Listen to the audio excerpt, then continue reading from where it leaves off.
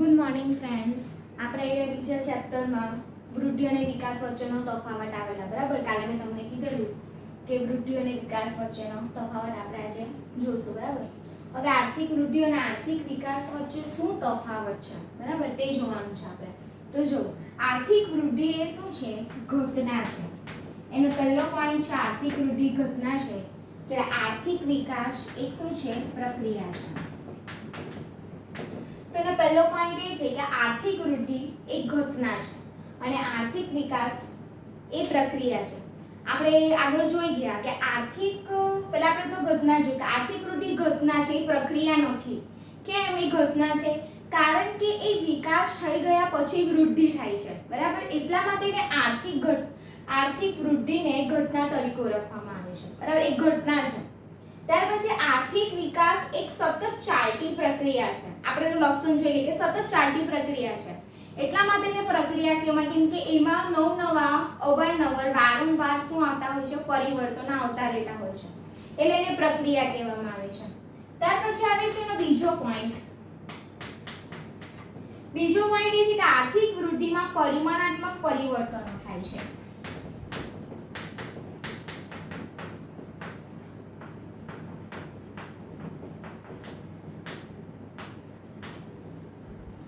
આર્થિક વૃદ્ધિમાં પરિમાણાત્મક પરિવર્તનો થાય છે, જ્યારે આર્થિક વિકાસમાં પરિમાણાત્મક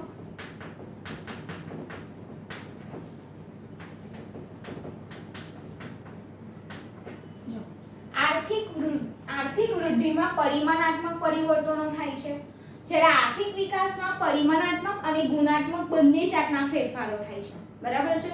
તો મેં તમને કીધું કે પરિમાણાત્મક પરિવર્તનો એ ખાલી વૃદ્ધિમાં જ થાય. કોઈ દેશમાં જો વૃદ્ધિ થાય તો પરિમાણાત્મક ફેરફાર એટલે કયા? જેમ કે દેશની માથાદીઠ આવક વધે, રાષ્ટ્રીય આવક વધે, બરાબર, લોકોનું જીવન ધોરણ ઊંચું આવે, એ બધા પરિમાણાત્મક ફેરફારો છે વૃદ્ધિ જ્યારે થાય ત્યારે. પરંતુ જ્યારે આર્થિક વિકાસ થાય ત્યારે પરિમાણાત્મક અને ગુણાત્મક બંને પાસાના ફેરફારો થાય. એટલે કે લોકોની રાષ્ટ્રીય આવક પણ વધે, માથાદીઠ આવક પણ વધે. ત્યાર પછી લોકો ગુણાત્મક ફેરફાર મેં તમને કીધેલું, લોકોનું જીવન ધોરણ સુધરે, લોકો સારું શિક્ષણ મેળવે, પછી લોકો ગરીબીમાંથી સારી પરિસ્થિતિમાં જીવન જીવતા શીખે. બરાબર છે? ત્યાર પછી ગુણાત્મકમાં બીજા ઘણા બધા ફેરફારો થાય. એટલે કે આર્થિક વિકાસમાં પરિમાણાત્મક અને ગુણાત્મક બંને જાતના ફેરફારો થાય છે. ત્યાર પછી એનો ત્રીજો તફાવત એ છે કે આર્થિક વૃદ્ધિમાં અર્થતંત્રમાં ઉપલબ્ધ સાધનોની પુનઃ ફાળવણી ઉપર શું કરવામાં આવે છે? ભાર મૂકવામાં આવે છે. કે આર્થિક વૃદ્ધિમાં સાધનોની પુનઃ ફાળવણી થાય છે. શું થાય છે? આર્થિક વૃદ્ધિમાં સાધનોની પુનઃ ફાળવણી કરવામાં આવે છે, જ્યારે આર્થિક વિકાસમાં અર્થતંત્રમાં વર્ણ વપરાયેલા સાધનોની વપરાશમાં લેવાનો પ્રશ્ન ઊભો થાય છે. વર્ણ વપરાયેલા,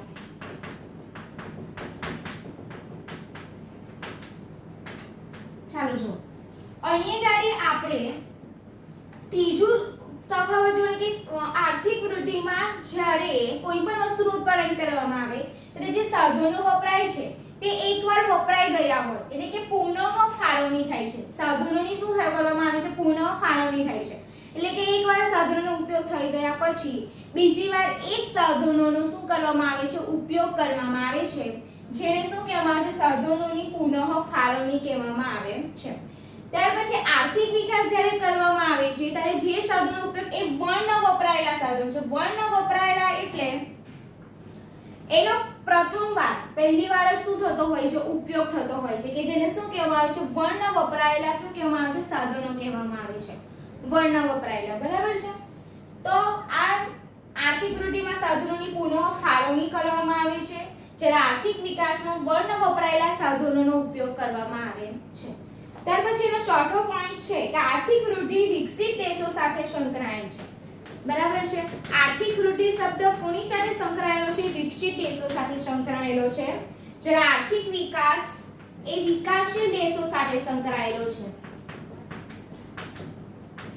બરાબર, જો ચોથો તફાવત છે કે આર્થિક વૃદ્ધિ એ વિકસિત દેશો સાથે સંકળાયેલો છે, જ્યારે આર્થિક વિકાસ એ વિકાસશીલ દેશો સાથે સંકળાયેલો છે.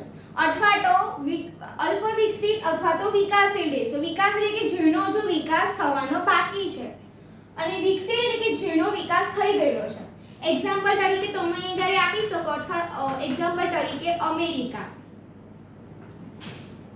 બરાબર છે, અને અહીંયા તમે એક્ઝામ્પલ તરીકે આપી શકો ભારત, બરાબર છે.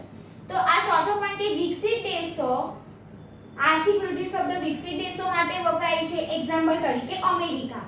વિકાસશીલ દેશો, ભારત, આર્થિક વિકાસ શબ્દ વિકાસશીલ દેશો માટે વપરાય છે એક્ઝામ્પલ તરીકે ભારત, બરાબર છે. તો આ એનો થયો ચોથો તફાવત. હવે પાંચમો તો કે આર્થિક વૃદ્ધિને માપવાનું કાર્ય શું છે? સરળ છે અને માપી શકાય છે. આર્થિક વૃદ્ધિનું કાર્ય કેવું છે? સરળ છે. એને માપવાનું કાર્ય સરળ છે. જે આર્થિક વિકાસને ચોક્કસ રીતે માપવાનું કાર્ય કેવું છે? આ શું છે? આનું કાર્ય મુશ્કેલ છે. તો અને પાંચમો પોઈન્ટ એ છે કે આર્થિક વૃદ્ધિને મારે માપવો હોય કે દેશમાં કેટલી વૃદ્ધિ થઈ છે, બરાબર છે. આર્થિક વૃદ્ધિમાં તમે પરિમાણાત્મક પાસાઓને માપી શકાય છે પણ ગુણાત્મક પાસાઓને માપી શકાતું નથી. પરિમાણ એટલે કે લોકોની રાષ્ટ્રીય આવક કેટલી, દેશની રાષ્ટ્રીય કુલ આવક કેટલી છે, ત્યાર પછી માથાદીઠ આવક કેટલી છે, સાક્ષરતાનું કુલ પ્રમાણ કેટલું છે, કેટલા શિક્ષિત છે, બરાબર, કેટલા બેરોજગાર છે, કેટલા ગરીબો છે, આ બધું હું સર્વે દ્વારા માપી શકું છું. એટલે એવું કહે છે કે વૃદ્ધિ માપી શકાય છે, બરાબર છે, એનો માપ કાઢી શકાય છે, એનો માપદંડ નીકળી શકે છે. પરંતુ આર્થિક વિકાસ એને માપવો કેવું બને છે? મુશ્કેલ બને છે. એટલે આ એક તફાવત છે, બરાબર. ત્યાર પછી તમારો છઠ્ઠો તફાવત એ છે કે વૃદ્ધિનો ખ્યાલ કેવો છે? સીમિત છે. વૃદ્ધિનો ખ્યાલ કેવો બતાવે છે? આપણને સીમિત બતાવે છે. જ્યારે આ બાજુ વિકાસનો ખ્યાલ કેવો છે? વિસ્તૃત છે. જો છઠ્ઠો એને તફાવત એ છે કે વૃદ્ધિનો ખ્યાલ સીમિત છે. સીમિત એને એટલા માટે કીધું છે, આનો ખ્યાલ વિસ્તૃત એટલા માટે છે કેમ કે એમાં વૃદ્ધિ અને વિકાસ બંનેનું શું થાય છે? સંમિશ્રણ હોય છે, બરાબર છે. વિકાસ થાય એટલે વૃદ્ધિ પણ કરવાની છે, એટલે કે એને વિસ્તૃત કહેવામાં આવે છે. જ્યારે આમાં સીમિત કે વૃદ્ધિનો, આર્થિક વૃદ્ધિનો ખ્યાલ કેવો છે? સીમિત છે, અમુક મર્યાદા પૂરતો જ છે, બરાબર છે. જ્યારે આર્થિક વિકાસનો ખ્યાલ કેવો છે? વિસ્તૃત છે, બરાબર છે. મેં તમને કીધું લાંબા સમયગાળા સુધી ચાલતી પ્રક્રિયા છે આર્થિક વિકાસ, એટલા માટે એનો ખ્યાલ કેવો છે? વિસ્તૃત છે, બરાબર. તમે જેટલો વિકાસ કરો એટલો ઓછો છે, એટલે એના માટે એને વિસ્તૃત શબ્દ વાપરેલો છે, બરાબર. ત્યાર પછી આવે છે એનો સાતમો પોઈન્ટ. સાતમો તફાવત એ છે કે આર્થિક વૃદ્ધિને માથાદીઠ આવકના વધારા સાથે સંબંધ છે. શાની સાથે સંબંધ છે? માથાદીઠ આવક. ને જ્યારે આમાં આર્થિક વિકાસને માથાદીઠ આવક ઉપરાંત વહેંચણી સાથે પણ સંબંધ છે.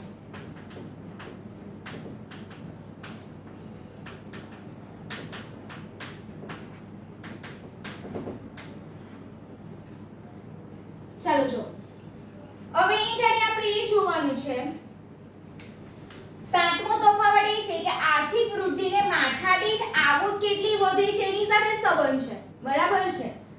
જ્યારે આર્થિક વિકાસને માથાદીઠ આવક વધે છે એની સાથે સંબંધ તો છે જ, પરંતુ લોકોની વહેંચણી સાથે પણ સંબંધ છે, બરાબર છે.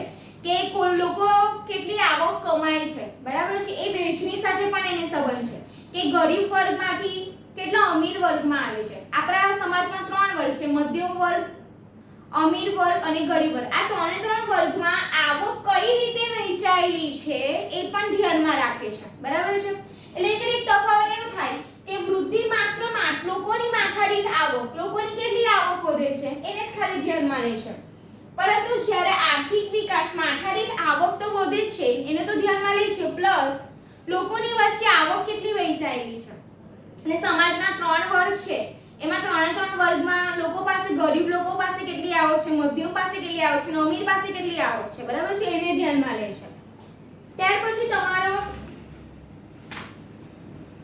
આઠમો પોઈન્ટ છે. આઠમો તફાવત એ છે કે આર્થિક વૃદ્ધિ ઝડપી હોય છે. કેવી હોય છે?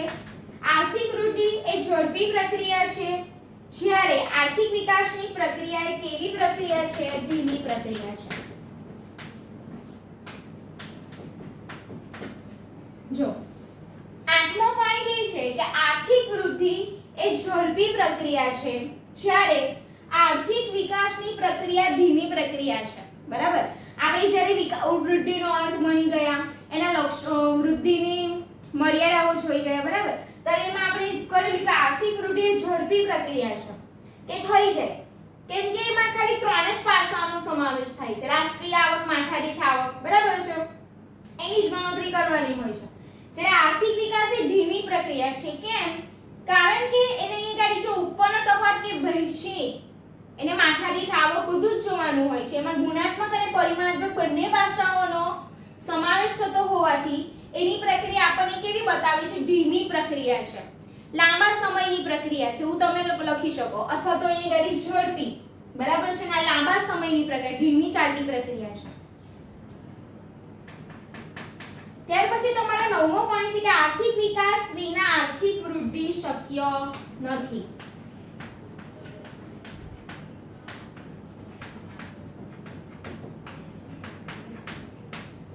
વિકાસ વિના વૃદ્ધિ શક્ય નથી. ના બાજુ આર્થિક વૃદ્ધિ વિના આર્થિક વિકાસ શક્ય નથી.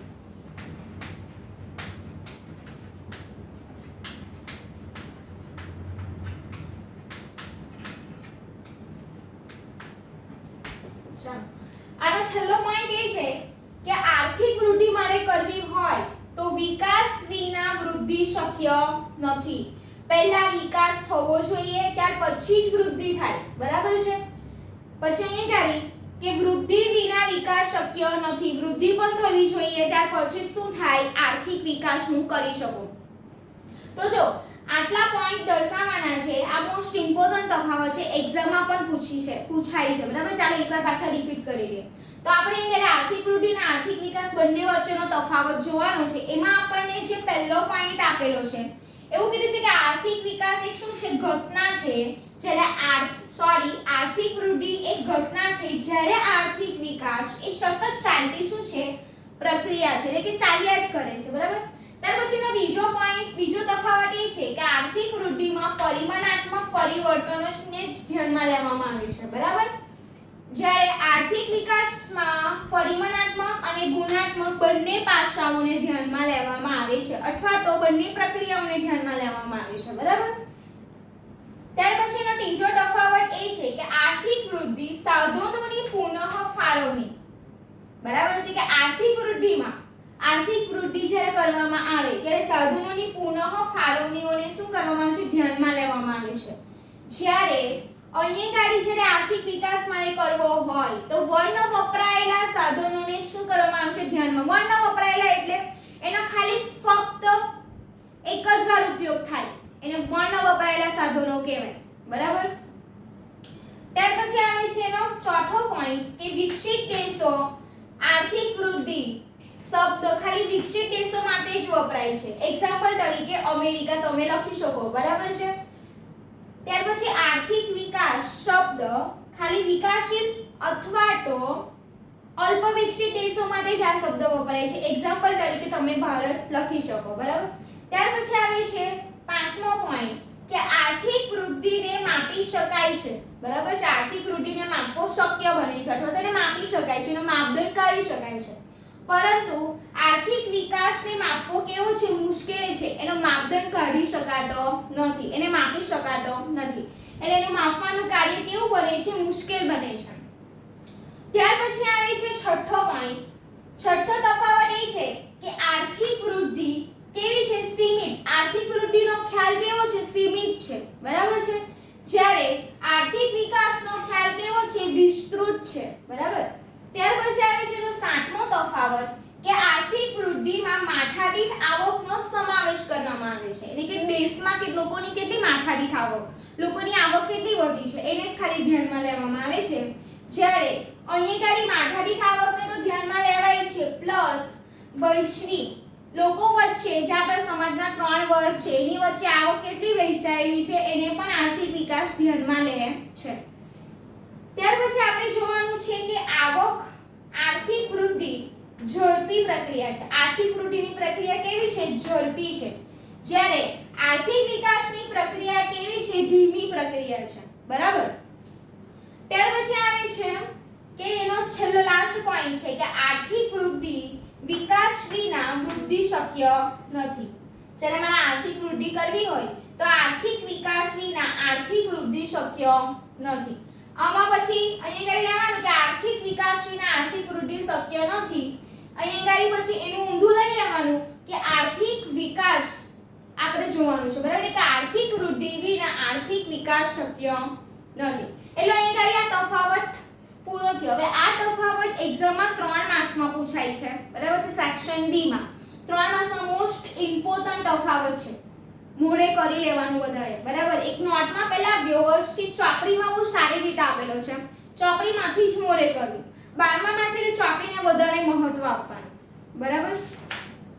ત્યાર પછી આપણે આપણું જે મેન હવે ચાલુ થાય છે વિકાસના નિર્દેશકો. અહીંયા સુધીના આપણે આર્થિક વિકાસ ભણ્યા, વૃદ્ધિ ભણ્યા, આર્થિક વિકાસને અસર કરતા આર્થિક વિકાસના લક્ષણો જોયા, બરાબર. આર્થિક વિકાસના લક્ષણો ઉપરાંત આપણે શું જોયું? આર્થિક વિકાસના લક્ષણો જોયા, પછી આર્થિક વૃદ્ધિ અને વિકાસ વચ્ચેના તફાવતો જોયા. હવે એમાંથી આ તફાવત અને આર્થિક વિકાસના લક્ષણો બે મોસ્ટ ઇમ્પોર્ટન્ટ ક્વેશ્ચન છે, એક્ઝામમાં જો કે પૂછાય છે. હવે આપણે જોવાના છે વિકાસના નિર્દેશકો. હવે વિકાસના નિર્દેશકો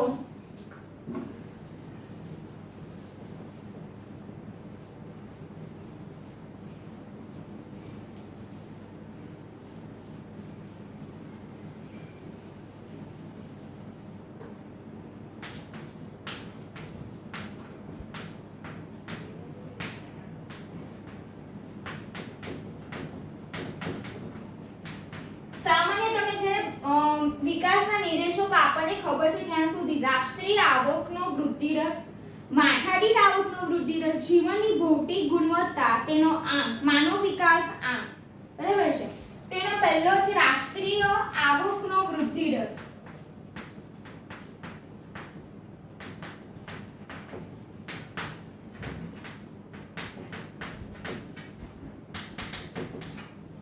પછી બીજું છે માથાદીઠ આવકનો વૃદ્ધિ દર.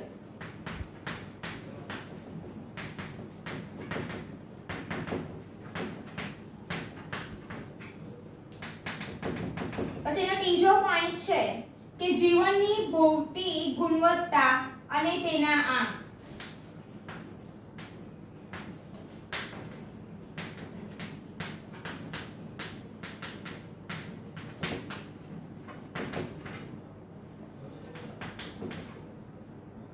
માનવ વિકાસ આંક.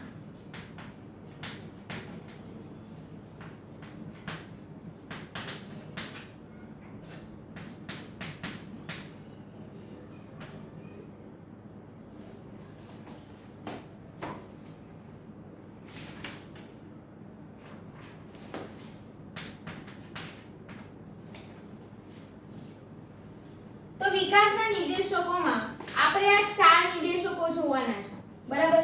હવે 4 નિર્દેશકોમાં આ જે માનવ વિકાસ આંક છે એ શોર્ટ નોટમાં પૂછાય છે, બરાબર. માનવ વિકાસ આંક શોર્ટ નોટમાં પૂછાય છે. આ બહુ જ મોસ્ટ ઇમ્પોર્ટન્ટ ચેપ્ટર છે. એમાં ઘણું બધું નાનું વસ્તુ મોટા 3 માર્ક્સના ક્વેશ્ચન, 5 માર્ક્સના ક્વેશ્ચન બધા આમાંથી પૂછાય છે, બરાબર. તો એ વિકાસના નિર્દેશકોમાં આપણે જોવાનું કે રાષ્ટ્રીય આવકનો આ 4 નિર્દેશકોનો એમાં સમાવેશ થાય. 2 માર્ક્સમાં પૂછાય કે વિકાસના નિર્દેશકો જણાવો અથવા તો સમજાવો, એવું તો પૂછાય જ નહીં. 2 માર્ક્સમાં જ્યારે પૂછાય, બરાબર છે, 2 માર્ક્સમાં ત્યારે લખવાનું કે સવાલ આ રીતે પૂછાય કે વિકાસના નિર્દેશકો જણાવો, બરાબર. તો વિકાસના નિર્દેશકોમાં તમારે 4 નિર્દેશકો દર્શાવવાના, 2 માંથી 2 માર્ક્સ લેવાના, બરાબર. પહેલો છે કે રાષ્ટ્રીય આવકનો વૃદ્ધિ દર, બરાબર છે. રાષ્ટ્રીય આવકનો વૃદ્ધિ એટલે કે દેશમાં કુલ કેટલી રાષ્ટ્રીય આવક છે, બરાબર છે, એનો વૃદ્ધિ દર. વૃદ્ધિ દર એટલે એની દેશની કુલ રાષ્ટ્રીય આવક કેટલી છે ને માપવાની છે, બરાબર, એનો વૃદ્ધિ દર છે. પછી બીજું છે કે માથાદીઠ આવકનો વૃદ્ધિ દર, કે દેશમાં જેટલા પણ માની લો કે હમણાં હાલમાં 135 કરોડની વસ્તી છે, 135 કરોડ બધા કમાતા નથી, બરાબર છે, એમાં બાળકો પણ આવી છે જેને આશ્રિત વસ્તીઓ કહેવામાં આવે, બરાબર છે. તો એ સિવાય જેટલા કમાય છે એને માથાદીઠ આવકનો વૃદ્ધિ દર, બરાબર છે. ત્રીજો છે કે જીવનની ભૌતિક ગુણવત્તાનો આંક.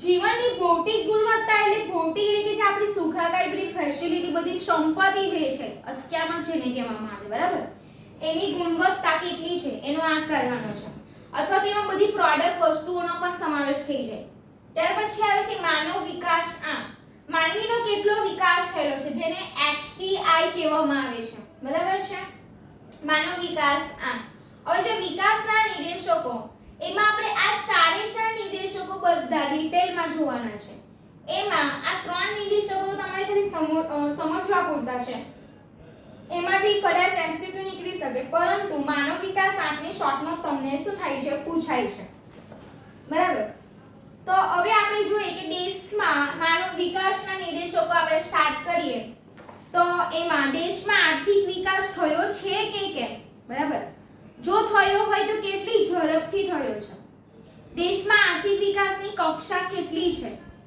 તે જાણવા અને તેનું માપ કરવા માટે કેટલાક પરિબળોને ધ્યાનમાં લેવા પડે છે હવે મારે જાણવું હોય કે દેશમાં કેટલો વિકાસ થયો છે બરાબર છે અને જો વિકાસ થયો છે તો કેટલો વિકાસ થયો છે એ જાણવા માટે આ ચાર જે પરિબળો કહેવાય અથવા તો નિર્દેશકો એને ધ્યાનમાં લેવામાં આવે છે આવા પરિબળો કે બાબતોને આર્થિક વિકાસના નિર્દેશકો તરીકે ઓળખવામાં આવે છે માપદંડો કે ધોરણો તરીકે પણ ઓળખવામાં આવે છે હવે જો સાંભળો તમને એવી રીતના ક્વેશ્ચન પૂછાય આ 2 માર્ક્સનો મોસ્ટ ઇમ્પોર્ટન્ટ ક્વેશ્ચન છે એક્ઝામમાં ઘણીવાર રિપીટ થાય છે પહેલો એવી રીતના પૂછાય કે આર્થિક વિકાસના તમને એવી રીતના પૂછાય કે આર્થિક વિકાસના નિર્દેશકો જણાવો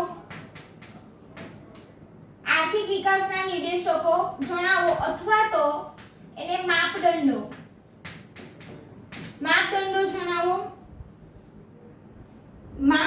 જણાવો અથવા તો એના ધોરણો જણાવો હવે ક્વેશ્ચન સમજો કે આર્થિક વિકાસના નિર્દેશકો જણાવો એ રીતે ક્વેશ્ચન પૂછાય બીજી રીતે પૂછાય કે આર્થિક વિકાસના માપદંડો જણાવો એ રીતે પૂછાય ત્રીજી રીતે પૂછે કે આર્થિક વિકાસના ધોરણો જણાવો બરાબર છે તો આ ત્રણ રીતે ક્વેશ્ચન પૂછાય પણ એનો આન્સર આ ચારે ચાર આવે આ ચારે ચાર નિર્દેશકો તમે એને કહી શકો એને માપદંડ કહી શકો અથવા ચારે ચારના ધોરણો પણ કહી શકો બરાબર સાના આર્થિક વિકાસના નિર્દેશકો બરાબર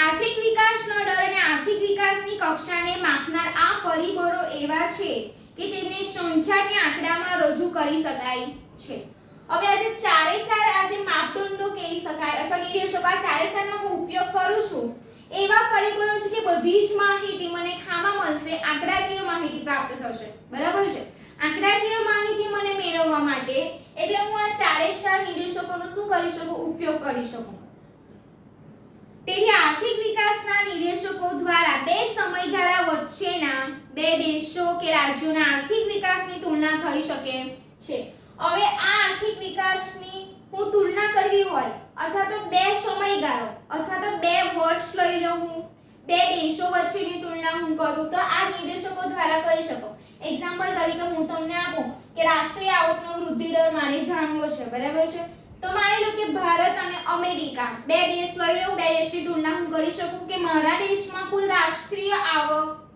કેટલી છે અને અમેરિકામાં કુલ રાષ્ટ્રીય આવક કેટલી છે બંનેની તુલના થઈ ગઈ એટલે આ નિર્દેશકો તુલના કરવા માટે પણ ઉપયોગી થાય છે ત્યાર પછી જેમ થર્મોમીટર શરીરના તાપમાનમાં થયેલા ફેરફારોને માપે છે નોંધે છે તેમ આ પરિબળો દેશના વિકાસને શું કરે છે માપે છે આર્થિક વિકાસના કેટલાક નિર્દેશકો આ ઉપર જણાવ્યા મુજબના છે નીચે જણાવ્યા મુજબના છે બરાબર છે તો જાઓ જો અહીંયા જેમ આપણે થર્મોમીટર શરીરના તાપમાનને માપે છે બરાબર છે જ્યારે આપણે બીમાર પડીએ ત્યારે થર્મોમીટર આપણને બતાવે કે તમારા શરીરનું ટેમ્પરેચર તમારું તાપમાન કેટલું છે બરાબર છે એ આપણને બતાવે છે એવી જ રીતે તમારે દેશનો વિકાસ માપવો છે કે દેશ પ્રગતિ તો કરે છે દેશમાં કેટલો વિકાસ થયો છે એને માપવા માટે મારે આ ચાર નિર્દેશકોને શું કરવું પડે ધ્યાનમાં લેવા પડે બરાબર છે હવે આ ચારે ચાર નિર્દેશકો આપણે બધા ડિટેલમાં જોવાના છે પહેલું છે રાષ્ટ્રીય આવકનો વૃદ્ધિ દર અહીંયા તમને એક એક્ઝામ્પલ એવું આપી છે કે શરીરના તાપમાનને માપવા માટે થર્મોમીટર જે સાધન છે એનો ઉપયોગ કરવામાં આવે છે તેવી જ રીતે વિકાસ દેશનો જે વિકાસ છે એને માપવા માટે આ 4 સાધનો કહેવાય, નિર્દેશકો કહેવાય, માપદંડો કહેવાય અથવા તો ધોરણો કહેવાય, એને માપવામાં આવે છે. બરાબર છે. હવે આપણે જોવાનું છે પહેલું કે રાષ્ટ્રીય આવકનો વૃદ્ધિ દર. કે રાષ્ટ્રીય આવક શું છે? આ નિર્દેશ મુજબ જો દેશની વાસ્તવિક રાષ્ટ્રીય આવકમાં લાંબા ગાળા સુધી સતત વધારો થઈ રહ્યો હોય તો આર્થિક વિકાસ થયો છે તેમ કહેવાય. આપણે ક્યારે કહી શકીએ કે રાષ્ટ્રીય આવકનો વૃદ્ધિ દર કે દેશમાં આ નિર્દેશ મુજબ જો દેશની વાસ્તવિક આવકમાં લોકોની આવકમાં વધારો થતો હોય તો આપણે કહી શકીએ કે લાંબા સમય પછી રાષ્ટ્રીય આવકમાં શું થયો છે? વધારો થયો છે. ત્યારે જો રાષ્ટ્રીય આવક ઊંચા દરે વધી હોય તો વિકાસનો દર ઊંચો ગણાય, અને જો રાષ્ટ્રીય આવક નીચા દરે વધી હોય તો આર્થિક વિકાસનો દર કેવો ગણાય? મંદ ગણાય. અહીંયા ગાડી જો આર્થિક વિકાસનો દર કેવો હોય? ઊંચા દરે વધતો હોય ગણાય, અને જો રાષ્ટ્રીય આવક નીચા દરે વધી હોય તો આપણે કહી શકીએ કે આર્થિક વિકાસનો દર કેવો છે? મંદ છે. મંદ એટલે કે ધીમો ગણાય છે. અને જો રાષ્ટ્રીય આવકમાં વધારો ન થતો હોય તો સ્થગિતતાની અવસ્થા દર્શાવે છે. અહીંયા ખાલી એટલું યાદ રાખવાનું કે જો વિકાસનો દર વિકાસ કેવો હોય? ઊંચો હોય તો સમજવાનું કે રાષ્ટ્રીય આવકનો દર કેવો છે? ઊંચો છે. અને વિકાસ જો ધીમે થાય તો એનો રાષ્ટ્રીય આવકનો દર કેવો છે? મંદ છે. મંદ એટલે કે ધીમો પડવો. અને જો વિકાસ થાય જ નહીં, બરાબર છે, તો સમજવાનું કે સ્થગિતતા એટલે કે વિકાસ કેવો થઈ ગયો છે? સ્થિર થઈ ગયો છે. એટલે આ રાષ્ટ્રીય આવક કેવું છે? એ સ્થગિતતા બતાવે છે. જો રાષ્ટ્રીય આવકમાં ઘટાડો થતો હોય તો તે આર્થિક વિકાસની પીછેહટની સ્થિતિ ગણાય છે. બરાબર છે. જો રાષ્ટ્રીય આવક, તમને બધાને ખબર છે કે રાષ્ટ્રીય આવકમાં શું થતો હોય? ઘટાડો થતો હોય. રાષ્ટ્રીય આવક વધતી જ ના હોય તો સમજવાનું કે આપણો વિકાસ પીછે હોય એટલે કે પાછળની તરફ જાય છે. બરાબર, પ્રગતિ નથી કરતો પણ શું થાય છે? પીછેહટ, પાછળની તરફ ધકેલાય છે. બરાબર. આ માપદંડ પ્રમાણે નાણાકીય આવક નહીં પણ વાસ્તવિક આવક ધ્યાનમાં લેવાની હોવાથી રાષ્ટ્રીય આવકની બજાર ભાવે નહીં પરંતુ સ્થિર ભાવે ગણતરી કરવામાં આવે છે. શું કહે છે? આ માપદંડ પ્રમાણે નાણાકીય આવક નહીં પરંતુ વાસ્તવિક આવકને ધ્યાનમાં લેવાની હોય છે. રાષ્ટ્રીય આવકની બજાર ભાવે નહીં પરંતુ સ્થિર ભાવે ગણતરી કરવાની હોય છે. અહીંયા લોકોની કેટલી આવક વધે છે એને ધ્યાનમાં નથી લેવામાં આવતું, પરંતુ લોકોની વાસ્તવિક આવક કેટલી વધે છે એને ધ્યાનમાં લેવામાં આવે છે. પછી બીજું એ કે રાષ્ટ્રીય આવકની બજાર ભાવે નહીં, બજારમાં કેટલી કિંમત છે બજાર ભાવે નહીં પરંતુ સ્થિર ભાવે ગણતરી કરવામાં આવે છે. ત્યાર પછી અહીંયા ગાડી કોષ્ટકમાં રજૂઆત આપે છે કે વિશ્વના કેટલાક દેશોમાં રાષ્ટ્રીય આવકનો વૃદ્ધિ દર. તો અહીંયા ગાડી આપણે સમજી લઈએ કે રાષ્ટ્રીય આવક, તો મારે રાષ્ટ્રીય આવકનો વૃદ્ધિ દર માપવો હોય તો પહેલા દેશમાં કુલ કેટલો જો દેશમાં વિકાસ વધુ હોય તો રાષ્ટ્રીય આવકનો વૃદ્ધિ દર કેવો હશે? ઊંચો હશે. અને જો વિકાસનો દર કેવો હોય? ધીમો હોય તો રાષ્ટ્રીય આવકનો દર કેવો હશે? મંદ હશે અથવા તો ધીમો હશે. અને વિકાસનો દર કેવો હોય? સ્થગિત હોય અથવા તો સ્થિર થઈ જાય. બરાબર છે, થતો જ નહીં હોય વિકાસ, તો રાષ્ટ્રીય આવકનો વૃદ્ધિ દર કેવો થઈ જાય? સ્થગિત થઈ જાય અથવા તો સ્થિર અવસ્થામાં આવી જાય. બરાબર.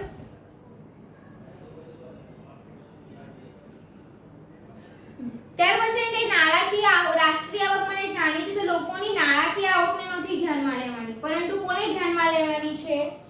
દેશની વાસ્તવિક આવકને ધ્યાનમાં લેવાની છે. કઈ આવકને? વાસ્તવિક આવકને ધ્યાનમાં લેવાની છે. ત્યાર પછી બજારમાં કેટલા ભાવ છે એને ધ્યાનમાં, પરંતુ બજારમાં કુલ કેવી સ્થિતિ છે? બરાબર, સ્થિર ભાવે ગણતરી કરવામાં આવે છે. પછી વિશ્વના કેટલાક દેશોમાં રાષ્ટ્રીય આવકનો વૃદ્ધિ દરમિયાન કેટલાક દેશોના આવકના વૃદ્ધિ દર કરતાં વધારે હોય છે. આનું એક કોષ્ટક આપેલું છે જે આપણે કોષ્ટક નેક્સ્ટ લેક્ચરમાં જોઈશું. બરાબર. રાષ્ટ્રીય આવકનો વાર્ષિક ટકાવારી વૃદ્ધિ દર. અહીંયા ગાડી સૌથી વધુ રાષ્ટ્રીય આવક હોય, બરાબર છે, તો નોર્વે, અમેરિકા, શ્રીલંકા, ચીન, ભારત, પાકિસ્તાનના કેટલાક અહીંયા ગાડી એક્ઝામ્પલ આપેલા છે. બરાબર. હવે આ રાષ્ટ્રીય કોષ્ટક દ્વારાની માહિતી આપણે ખાલી એની આમ જ થિયરી જોઈ. હવે રાષ્ટ્રીય આવકનો વૃદ્ધિ દરની આપણે આમ જ થિયરી જોઈ. હવે કોષ્ટક દ્વારા રજૂઆત આપણે નેક્સ્ટ લેક્ચરમાં જોઈશું. પરંતુ ત્યાર પછી આની કેટલીક મર્યાદાઓ પણ આપણે આપેલી છે, જે મર્યાદાઓ પણ આપણે જોવાની છે. 3 મર્યાદાઓ છે, બરાબર. ત્યાર પછી આપણે જોવાનું છે માથાદીઠ આવકનો વૃદ્ધિ દર, બરાબર. માથાદીઠ આવકમાં પણ એનું કોષ્ટક દ્વારા રજૂઆત આપેલી છે, એની કેટલીક મર્યાદાઓ આપેલી છે.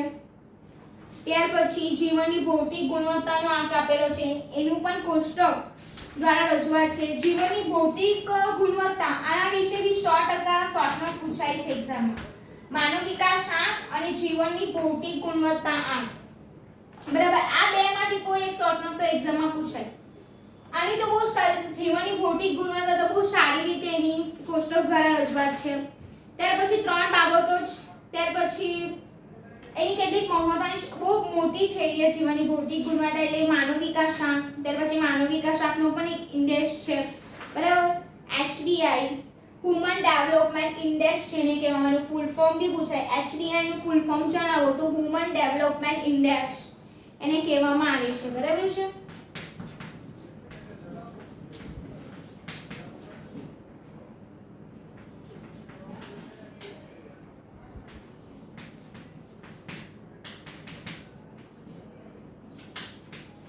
હ્યુમન ડેવલપમેન્ટ ઇન્ડેક્સ HDI ને હ્યુમન ડેવલપમેન્ટ ઇન્ડેક્સ કહેવામાં આવે છે, બરાબર. હવે પછી એનું કોષ્ટક દ્વારા આપણે નેક્સ્ટ લેક્ચરમાં જોઈશું. Thank you.